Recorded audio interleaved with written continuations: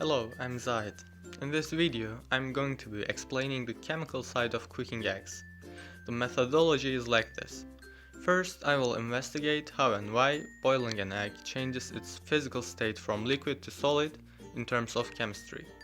After that, I will investigate the chemistry in scrambled eggs by comparing. If you want, let's get started.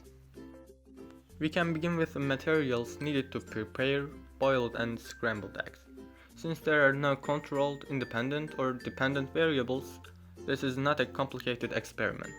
These are all we need: an oven, 2 eggs, a saucepan, a frying pan, some kind of spatula, cold water, and some butter. First, we should talk about the term chemical change. Chemical changes result in the formation of new substances, and the changes that occurred cannot be reversed. Once heat is applied to an egg, reactions occur, and most of the egg changes from liquid to solid. It's no longer a raw egg, and there's no way to separate the product into its former constituents. That's a chemical change. There's no going back. Eggs are rich in protein, especially the egg whites.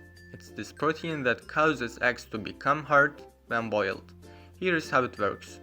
Protein is a chain of amino acids. These amino acid strings in eggs fold back on themselves. The chemical and biological properties are identified on account of this structure. The proteins are held in place by weak bonds. These bonds are non-covalent bonds between different parts of the amino acid string. When you break those strings by various methods, you are denaturing the protein, and one of these methods is heating it.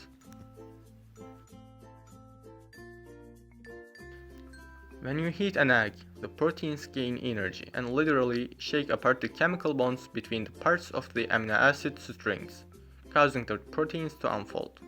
As the temperature increases, the proteins gain enough energy to form new, stronger covalent bonds with other protein molecules.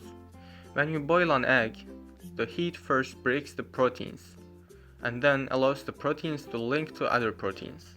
As the proteins form these new, strong bonds, the water that surrounded each protein molecule when the egg was liquid is forced out.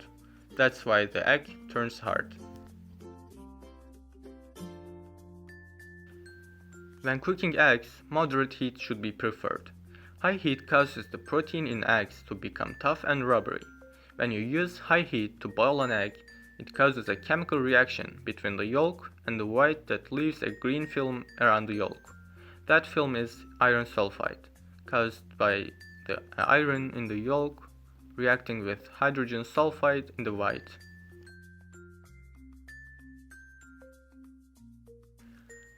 The heat from frying or scrambling an egg causes the egg's protein to change permanently in texture and in appearance through a process called denaturing.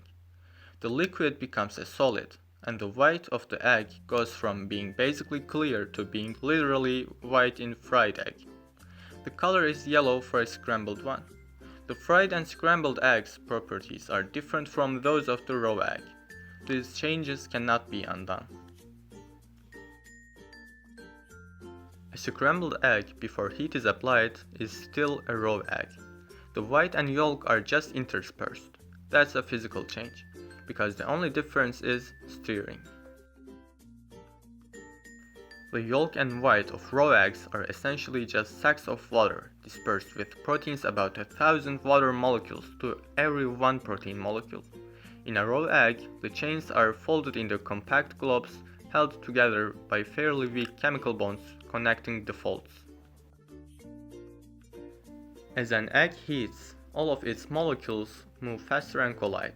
Gradually, the collisions become so intense that the weak bonds holding the amino acid chains into folds start breaking apart, and the egg proteins unfold.